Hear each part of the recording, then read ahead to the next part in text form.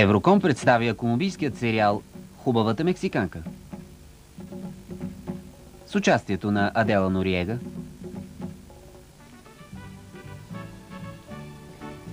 Фернандо Аленде,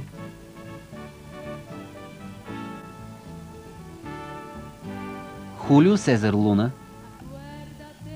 Мария Еухения Давила, Маргалида Кастро, Сезар Мора, Бруно Диас и други.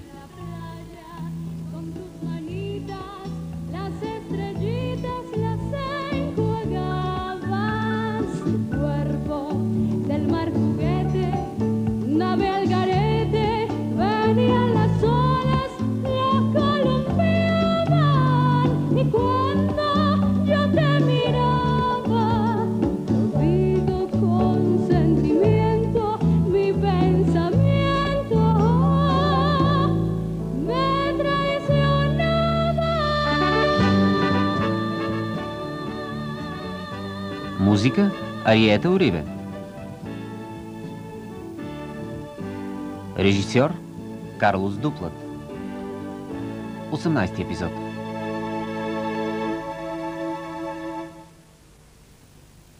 Лупе, този човек ме кара да се чувствам объркана. Сега вече не се съмнявам, че ме привлича. Всеки път, като го видя, ми обзема желание да се хвърля в обятията му, да го прегърна и едновременно с това да изкрещя в лицето му омразата, с която ме изпълва. Каквото и да стане, той никога няма да узнае чувствата ми към него.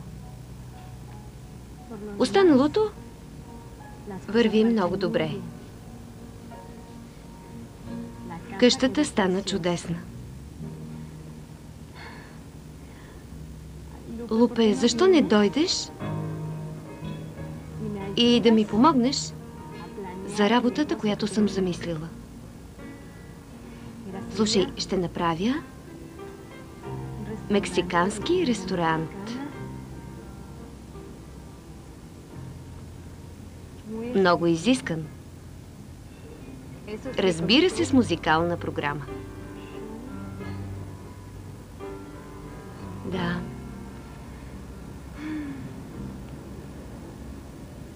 Чакам да ми се обадиш и да ми подскажеш някои идеи. Твоя приятелка, която те обича, Мария.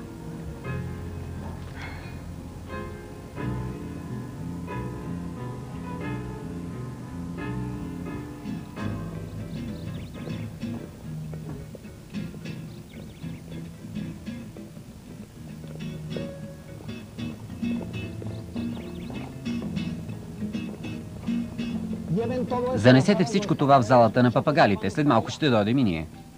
Заповядайте от тук, моля.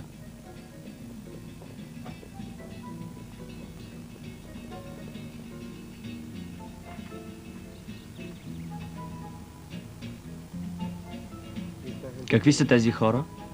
Фотографите на Дон Родриго. А къде е Родриго? Ей, там отвън. С госпожица Имелда, Мариела и господин Джей Джей. Евита излезе ли? Да. Госпожица Евита излезе сутринта и не се е прибирала целия ден. Споменават я по радиото и по телевизията във връзка с епидемията. Каква епидемия? Нима не знаете за епидемията? Естествено. Жал ми е за вас. Брат ви и сестрите ви не ви зачитат за нищо. Не те, аз не ги зачитам. Направи ми една услуга. Да, Дон Карлос. Престани да ме съжаляваш, защото много ще се ядосам. По ваше мнение, доктор Рохас, какви спешни мерки са наложителни, за да се преодолее този проблем? Съжалявам, господа, но залата ми трябва. Господин Родриго, тези господа са дошли от столицата за решаване на проблема с отглеждането на бананите. Нека си вземат свободен ден и да дойдат утре. Извинете. Добре, те какво казваш, Чичо? Да седна в президентския стол? Не, няма да е удачно, Родриго. Много по-добре ще е да застанеш прав до него. Поставяш ръка на облегалката като казваш, че на този стол седи баща ти. Но един ден ще седнеш ти. Схващаш ли разликата в ефекта? Разбира се. Изпълнявай наставленията. Добре, и в кой момент се появявам аз? Ще ти кажа. Простете. Може би не сте чули за вирусната епидемия, която е обхванала пристанището? Вирусна епидемия ли?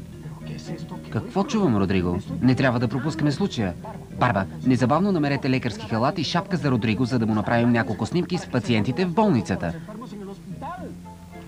Дон Карлос, за вас е от столицата. Питай кой е. Ало? Да? За кого да предам? Добре. Момент, моля. Обаждат се от университета. Питат колко хора ще присъстват на дипломирането ви. Кажи им, че ще бъда сам. Не желаят церемониалности. Госпожице, той не желае церемониалности. Да. Добре. Всичко хубаво.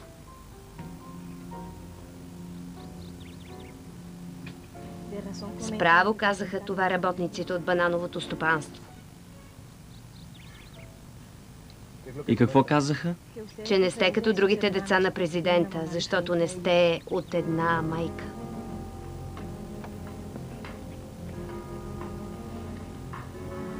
Чакай, какво каза? Какво каза? Какво каза? Повтори.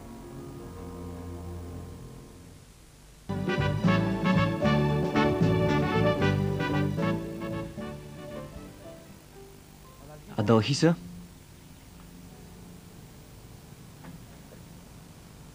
Какво има? Защо ме гледате така? Какво съм сторила? Искам да ми обясниш, защо ми каза онези думи за моя произход и положение. Не ми обръщайте внимание. Това са клюки. Слухове. Щом са клюки и слухове, ще открия тези, дето ги разпространяват и ще ги накарам да си глътнат езиците. Чули? Не желая повече да ме заблуждават. Искам някой да ми обясни. Трябват ми имената. Имената на хората, от които си чула, че съм от друг произход и положение. Истината. Чули? Дай ми ги. Простете, Дон Карлос, но не мога да ви кажа имена. Можеш. Разбира се, че можеш. Говори. Хайде, казай бързо. Нищо не мога да ви кажа. Едно име, Адалхиса. Поне едно име.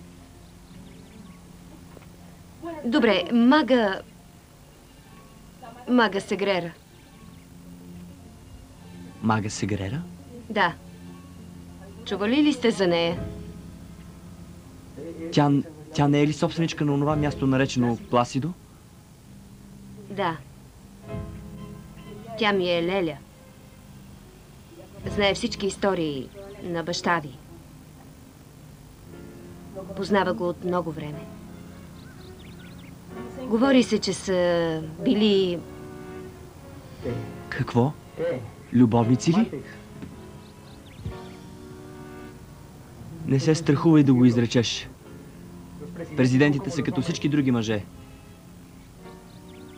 Изпадат в същите низости и изпитват същите нужди. Що ме тя? Да идем при нея. Хайде.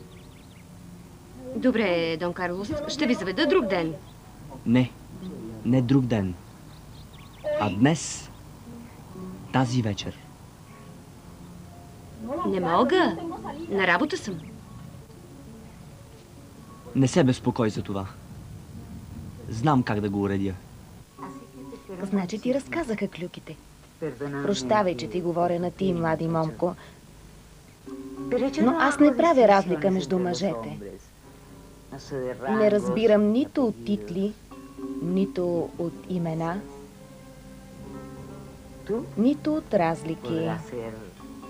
Може и да си син на президента, но за мен ти си само младеж, неопитен, непорочен, ако се съди по свенливостта ти. На колко години си?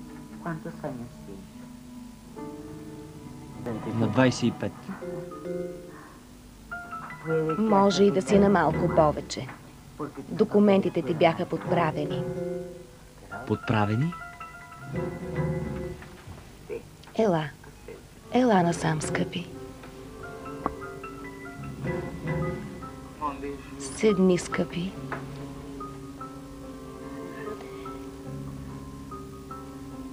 Единствено вярно е, че вече си мъж.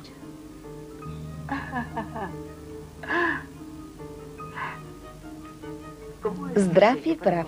Ще те науча как да боравиш с мъжките си инстинкти.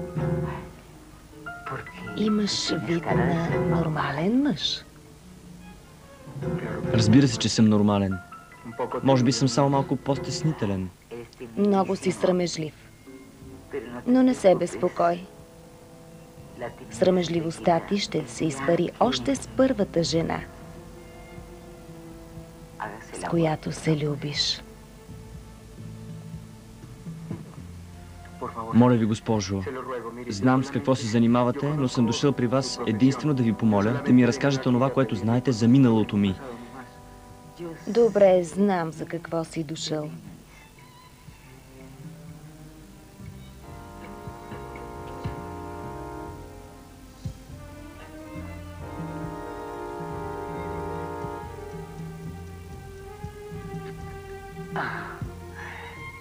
Но не мога да ти дам информацията, която искаш, преди да съм те опознала отвътре и отвън.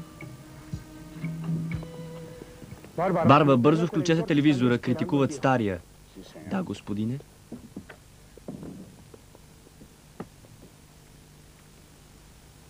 Докато президентът Сантос Ярсаграй се подлага на рутинни медицински прегледи, смъртоносният вирус унищожава банановите плантации в Сан Хуан де Лос Гинеос. Десетки работници умират всеки ден. Напрежението нарасна най-вече поради факта, че доктор Фернандес, експерт по тропически болести, замина с господин президента, като стави медицинските пунктове в ръцете на току-що излезлите от университета лекари. Нечувано, господине. Не смятате ли, че трябва да предупредим баща ви за станалото? Това е най-доброто, което може да направим. Още повече, че Вита си придава важности. Как ви се струва, Барба, да не ми позволи да се снимам с болните?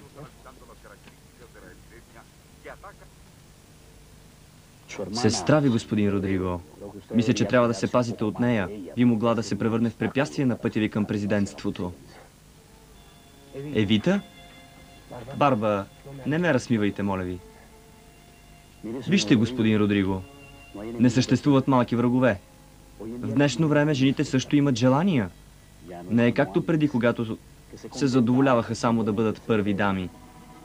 Ще ви припомня нещо, господине. Сестра ви е изучавала политически науки в чужбина. Анализирайте внимателно какво поведение възприе спрямо епидемията. Посвети се изцяло на болните. Организира бригадите на Сан Хуан. Утре лично ще отиде в зоната, откъдето е тръгнала епидемията. Тя ли ви го каза? Не само го каза, господине. Ами поиска кола без шофьор заради икономиите. Иска да направи добро впечатление. Затова и възнамерява да шофира сама военен джип до самото място.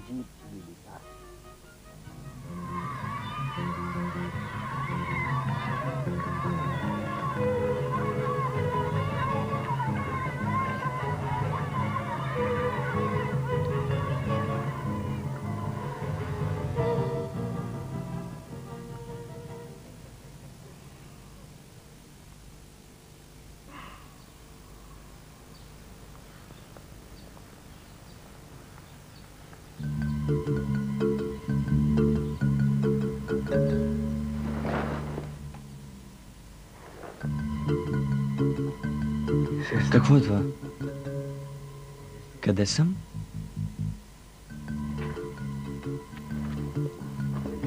Добро утро. В сигурни ръце си, скъпи. Спа като ангел. Аз станах само, за да те поглезя. Заповядай и спи това горещо кафе. Ще ти подейства много добре. Благодаря. Но ако не си пил, сега ми кажи. Как се чувстваш, малък мой принце? Чувствам се малко странно. Това е нещо ново за мен.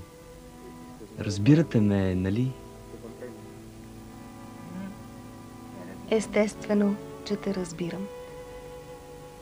Добре ли се почувства с нощи? Да. Но предпочитам да не коментирам. Разбирам. Имаш право да запазиш спомена за себе си. Но ти се падна най-истинската. Единствената жена, която можеше да те научи. Тези работи не върви да се скромничи. А сега научи ли как се играе играта? Ще можеш ли да срутиш всички жени?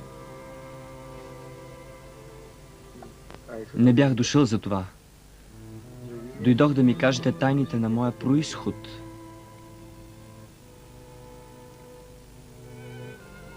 За жалост днес е невъзможно. Трябва да търся снимки, документи и доказателства. И до кога ще ме държите в неизвестност? Толкова ли бързаш? Само няколко дни. Ще пратя да те известят.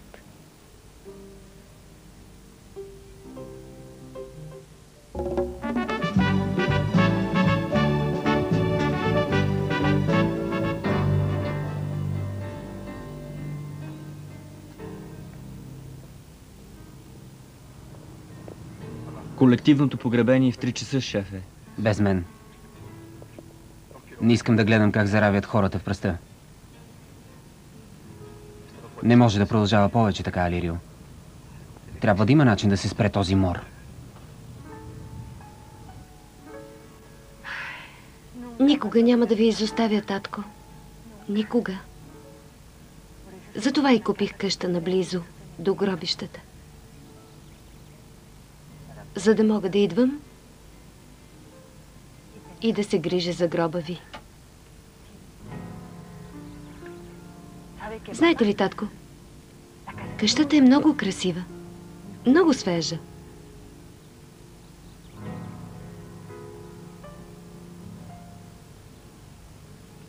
Но ме боли,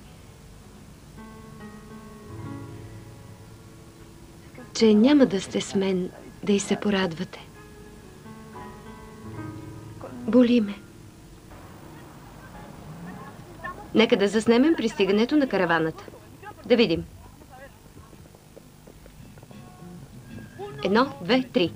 Катя Албарасин предава от Сан Хуан де Лос Гинеус от мястото на епидемията, където ще бъдем свидетели на колективно погребение. Хората са ужасени от случилото се, стотици измират ежедневно при бездействие от страна на правителството, защото, както е известно, президентът е извън страната, а министрите му не могат да бъдат открити. Единствената, която имаше коража да се появи, е дъщерята на президента Евита. Тя е млада политоложка, завърнала се от чужбина неотдавна и притежаваща удивителна прилика с Евита Перон, лидерка на Аржентина.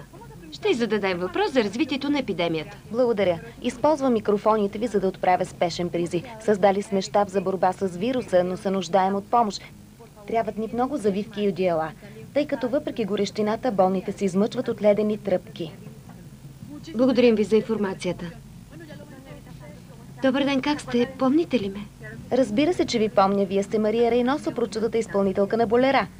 Точно така. Дойдох да ви изкажа готовността си да помогна с каквото е нужно. Искам да съдействам на кампанията за подпомагане. Много съм ви благодарна. Всяка помощ е добре дошла за нас. Моля, елате с мен до линейката. Разбира се. Ще ви дам значка на доброволка и карти на района. Доня Евита, те са обхванати от паника. Работниците, които са били заразени, бягат обезумели от района на епидемията. Бягат на лодки, на салове, търсят чист въздух. Елате.